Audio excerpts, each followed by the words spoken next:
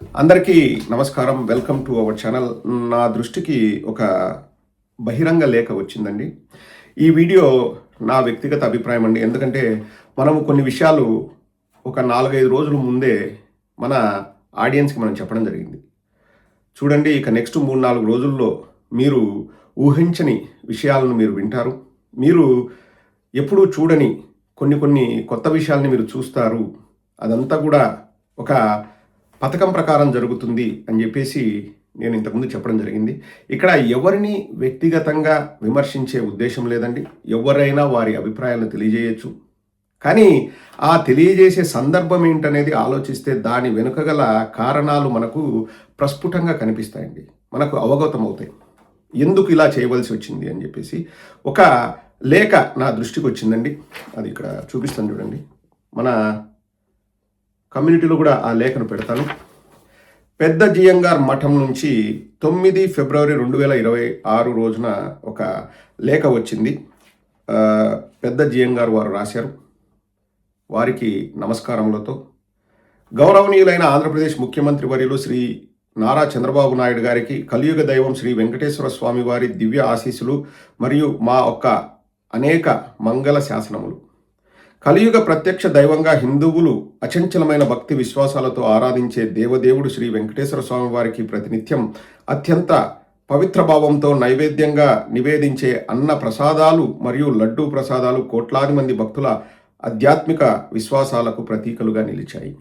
శ్రీ వెంకటేశ్వర స్వామికి ప్రతినిత్యం కైంకర్యాలు, అన్న ప్రసాదాలు, లడ్డు ప్రసాదాలు నైవేద్యంగా నివేదించే మాకు లడ్డూ ప్రసాదాలు తయారు చేసే నెయ్యి కల్తీ కాబడినది సిబిఐ నిర్ధారించినట్టు తెలియడంతో మమ్ములను దిగ్భ్రాంతికి మరియు మనోవేదనకు గురి చేసింది.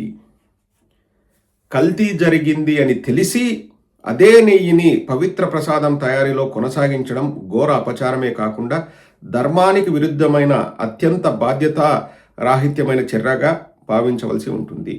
భక్తులు అత్యంత పవిత్ర హృదయంతో స్వీకరించే లడ్డూ ప్రసాదానికి సంబంధించి ఇలాంటి అవకతవకలు చోటు చేసుకోవడం సనాతన హిందూ ధర్మాన్ని అనుసరించే భక్తుల మనోభావాలను తీవ్రంగా గాయపరిచినది.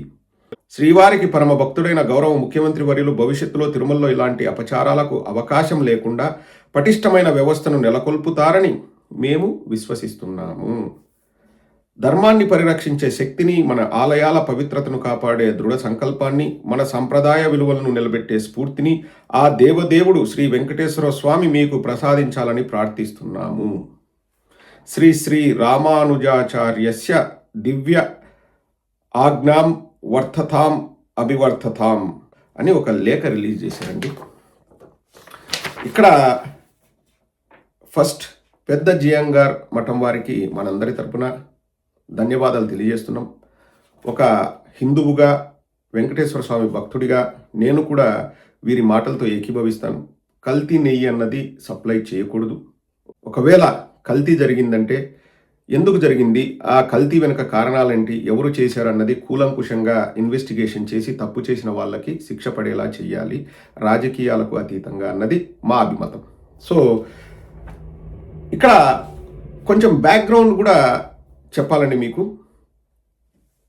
పెద్ద జియంగార్ మఠం వారి ఆధ్వర్యంలో అక్టోబర్ 5, 2024 తేదీ, డేట్ బాగా గుర్తుపెట్టుకోండి, అక్టోబర్ 5, 2024 తేదీ లడ్డులో కల్తీ జరిగిందని చెప్పేసి అప్పుడు చంద్రబాబు నాయుడు గారు, పవన్ కళ్యాణ్ గారు గగ్గోలు పెడితే అదొక ఇష్యూ అయితే మహాసంప్రోక్షణ చేశారు వీరు. పెద్ద జియంగార్ మఠం వారి ఆధ్వర్యంలో అక్టోబర్ 5, 2024 తేదీ మహాసంప్రోక్షణ చేశారు. ఆ రోజు ఇటువంటి లేఖ, అంటే బహిరంగ లేఖ విడుదల చేయలేదు. ఆ రోజు చేయలేదు. ఈరోజు ఎందుకు లెటర్ వచ్చింది అన్న విషయం నాకు తెలిసిందండి. వెంకయ్య చౌదరి అనే వ్యక్తి గురురాజ్ ద్వారా, బాగా అండర్లైన్ చేసుకోండి, గురురాజ్ అనే వ్యక్తి ద్వారా వీరిని కాంటాక్ట్ అయ్యి మీరు లేఖ రిలీజ్ చేయాల్సిందే అని చెప్పేసి వారు రిక్వెస్ట్ చేయడం జరిగింది. ఈ పాయింట్ చాలా ఇంపార్టెంట్ అండి. ఈ వీడియో మొత్తానికి ఈ పాయింట్ చాలా ఇంపార్టెంట్. వెంకయ్య చౌదరి గారు గురురాజ్ గారిని వేగుగా పంపించి, లేకపోతే వారి ద్వారా సమాచారం అందించి ఇలా ఒకటి లెటర్ రిలీజ్ చేసి బయటికి వదలండి అని చెప్పేసి రిక్వెస్ట్ చేశారన్నది విశ్వసనీయ వర్గాల ద్వారా మనకు తెలిసిన విషయం. లేకపోతే ఈ లేఖ వచ్చి ఉండేది కాదు. వారు లేఖ రిలీజ్ చేస్తూనే జియంగార్ స్వాముల వారు ఒక మాట మాత్రం బాగా చెప్పారు. ఎందుకంటే వారికి మనస్సాక్షి ఉంటుంది, వారు కూడా వాస్తవాల్ని గ్రహించే ఉంటారు. అదేంటంటే కల్తీ జరిగిందని తెలిసి అదే నెయ్యిని పవిత్ర ప్రసాదం తయారీలో కొనసాగించడం ఘోర అపచారమే కాకుండా ధర్మానికి విరుద్ధమైన అత్యంత బాధ్యతారాహిత్యమైన చర్యగా భావించవలసి ఉంటుంది. జూలై 23వ తేదీ రిపోర్ట్ వచ్చిన తర్వాత శ్యామలరావు గారు ఇందులో వెజిటబుల్ ఆయిల్ ఉంది అని చెప్పేసి వారు మీడియాకు ఆ వార్తను రిలీజ్ చేశారు. వెంటనే ఆ 4 ట్యాంకర్లని రిజెక్ట్ చేశారు. రిజెక్ట్ అయిన 4 ట్యాంకర్లు ఏఆర్ డైరీకి వెళ్తే ఏఆర్ డైరీ వాళ్ళు ట్యాంకర్లు మావే కానీ మేము కొనుగోలు చేసింది అదేది వైష్ణవి డైరీనా వాళ్ళ దగ్గర అని చెప్పేసి వాళ్ళ దగ్గరకు పంపిస్తే ఆ ప్లాంట్లో కూడా ఆ 4 ట్యాంకర్లను పెట్టుకోకుండా నిర్మానుష్యమైన ప్రదేశమైన ఒక క్రషర్ మిషన్ దగ్గర ఎటువంటి రక్షణ ప్రొటెక్షను ఏమీ లేని ఒక నిర్మానుష్యమైన ప్రదేశంలో ఆ 4 ట్యాంకర్లను జూలై 25 నుంచి ఆగస్టు 10, 2024 వరకు పెట్టడం జరిగింది. ఆగస్టు 11వ తేదీ మళ్ళీ ఏమీ శుద్ధి చేయకుండా అదే నెయ్యిని ఆగస్టు 11వ తేదీ 2024 ఆగస్టు 11వ తేదీ ఒక ట్యాంకర్ వెళ్ళింది తిరుమలకి. ఆగస్టు 12వ తేదీ 2వ ట్యాంకర్ వెళ్ళింది. ఆగస్టు 18వ తేదీ లేకపోతే 19వ తేదీ ఆ 2 తేదీల్లో ఒక తేదీలో మిగతా 2 ట్యాంకర్లు వెళ్ళాయి. ఈ మాట నేను చెప్పలేదండి. సిట్లో వాళ్ళు సిట్ ఇన్వెస్టిగేషన్లో వాళ్ళు తేల్చింది. ఇది నా మాట అనుకోండి, నేను జైల్లో వెళ్ళి కూర్చోమంటే కూర్చుంటాను. నేను రాజకీయాలు మానేయమంటే నేను మానేస్తాను. దీనికి ఇంతవరకు తెలుగుదేశం వాళ్ళు కానీ జనసేన వాళ్ళు కానీ సమాధానం చెప్పలేదు. ఎలా అవి సెక్యూరిటీ టెస్టులు పాస్ అయ్యాయి, నాణ్యతా ప్రమాణాలు అందులో ఉన్నాయని ఎలా వీళ్ళు టీటీడీ వాళ్ళు చెప్పారు? దాని గురించి ఎవ్వరు మాట్లాడట్లేదండి. డబ్బులు ఇచ్చి నేషనల్ మీడియాలో మాట్లాడిస్తూ జగన్మోహన్ రెడ్డి గారు కల్తీ చేశారని మాట్లాడతారు. మీకు అంత దేవుడిపైన భక్తి ఉంటే, మీరు నాణ్యతా ప్రమాణాలను మీరు పాటిస్తుంటే, మీ దగ్గర technically very very sound machinery ఉండి గీ నాణ్యతను చెక్ చేస్తే రిజెక్ట్ అయిన 4 ట్యాంకర్లు మళ్ళీ ఎట్లా వెళ్తాయండి కొండపైకి?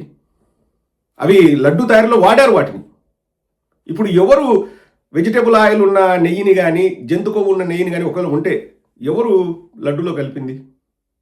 అవే ట్యాంకర్లు వెళ్ళాయంటండి. మళ్ళీ ఏం ఈ నెయ్యిని తీసుకొని ఇంకో ట్యాంకర్లలో కూడా వేయలేదు. అవే ట్యాంకర్లు అవే వెళ్ళాయి, వాటిని యాక్సెప్ట్ చేశారు. ఎలా చేస్తారు? ఇప్పుడు సిట్టు నివేదికలో అదే వచ్చింది. నేను మళ్ళీ ఒకటి చెప్తానండి, ఇది నా మాట అనుకోండి, నన్ను జైల్లో పెట్టండి. మనం ఏది కూడా ఆధారాలు లేకోకుండా లేకపోతే అందులో వాస్తవాల్ని రూఢీ చేసుకోకుండా మనం ఒక మాట కూడా మాట్లాడడం మనకు అవసరం లేదు. అంటే ఎలా వీళ్ళు తెర వెనుక ఒక విషయాన్ని పెద్దది చేయడానికి పెద్ద వాళ్ళను కూడా ఎలా వాళ్ళు రిక్వెస్ట్ చేస్తారు, లేకపోతే ఇన్ఫ్లుయెన్స్ చేస్తారు, లేకపోతే ఇంకా అవసరం అనుకుంటే భయభ్రాంతులకు గురి చేసి బ్లాక్మెయిల్ చేసి ఎలా చేస్తారన్న దానికి చక్కటి ఉదాహరణ ఇదండి.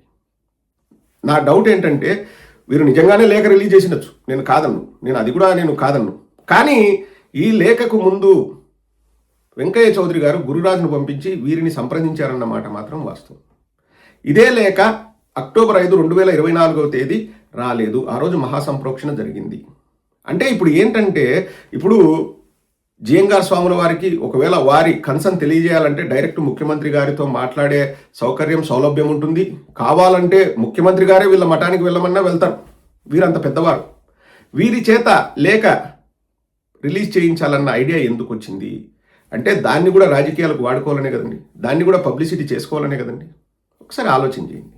కానీ వారు జియంగార్ స్వాముల వారు, పెద్ద జియంగార్ స్వాముల వారు వారికి అన్నీ తెలుసు కాబట్టి క్లియర్గా కల్తీ జరిగిందని తెలిసి అదే నెయ్యిని పవిత్ర ప్రసాదం తయారీలో కొనసాగించడం ఘోర అపచారమే కాకుండా ధర్మానికి విరుద్ధమైన అత్యంత బాధ్యతారాహిత్యమైన చర్యగా భావించవలసి ఉంటుంది అని లేఖ రాశారు. చంద్రబాబు నాయుడు గారిని తప్పుపెట్టారు. ఆగస్టు 11, 12, ఆగస్టు 19 4 ట్యాంకర్లు మళ్ళీ వెనక్కి వెళ్ళాయి. ఎలా వెళ్తాయండి? ఒకసారి ఆలోచన చేయండి. అంటే ఇప్పుడు ఒక ఎల్బి సుబ్రహ్మణ్యమా ఎవరో అతను 6 నెలలకు ఒకసారి బయటకు వస్తుంటాడు, అతని చేత ఒక వీడియో రిలీజ్ చేయించారు. ఇట్లా వస్తారు వాళ్ళు. రావడం కూడా కుదురుగా ఇలా కూర్చొని ఇంకా యాక్షన్ కెమెరా అంటేనే మాట్లాడి నీట్గా దానికి మళ్ళీ వీళ్ళు ఎలివేషన్లు ఇచ్చుకుంటూ వీళ్ళు మ్యూజిక్ పెట్టుకుంటూ వీళ్ళు సోషల్ మీడియాలో సర్క్యులేట్ చేస్తారు. కల్తీ జరిగింది అని రిజెక్ట్ చేసింది వాళ్ళే. ఆ కల్తీ అయిన ట్యాంకర్లు వచ్చింది వాళ్ళ హయాంలోనే, వెనక్కి వెళ్ళింది వాళ్ళ హయాంలోనే. మళ్ళీ నెయ్యిలో అంటే లడ్డూలో ఆ నెయ్యిని వాడింది కూడా వారి హయాంలోనే. దాని గురించి అస్సలు మాట్లాడరు చూడండి. అంటే తెలుగుదేశం వాళ్ళకు ఒక గొప్ప లక్షణం ఉందండి. దున్నపోతు పైన వాన కురిసినట్టే. మనం ఏదైనా ఒకటి మాట్లాడితే ప్రజలందరూ అడిగినా కానీ నోరు కూడా తిరగరు. అర్సా క్లస్టర్స్లో నాకు బాగా గుర్తుంది. అర్సా క్లస్టర్స్లో ఈ రూపాయికే ఇచ్చారు వాళ్లకు అనే ఆ వ్యవహారంలో నెల రోజుల తర్వాత నారా లోకేష్ మేమేమీ లేదని ఒక మాటతో మమ అనిపించుడు. నెల రోజులు నోరు తెరిచింటే ఒట్టు. విదేశాలకు ఎక్కడికి వెళ్ళారు క్రిస్మస్ టైంలో, న్యూ ఇయర్ టైంలో అని చెప్పేసి ఎంతగా చెప్పినా దాని గురించి నోరు తెరిస్తే ఒట్టు. ఇప్పుడు ఈ 4 ట్యాంకర్లు వెనక్కి వెళ్ళాయా లేదా అంటే ఎంతగా మనం అడిగినా వాళ్ళు నోరు తెరవరు. Diversion politics.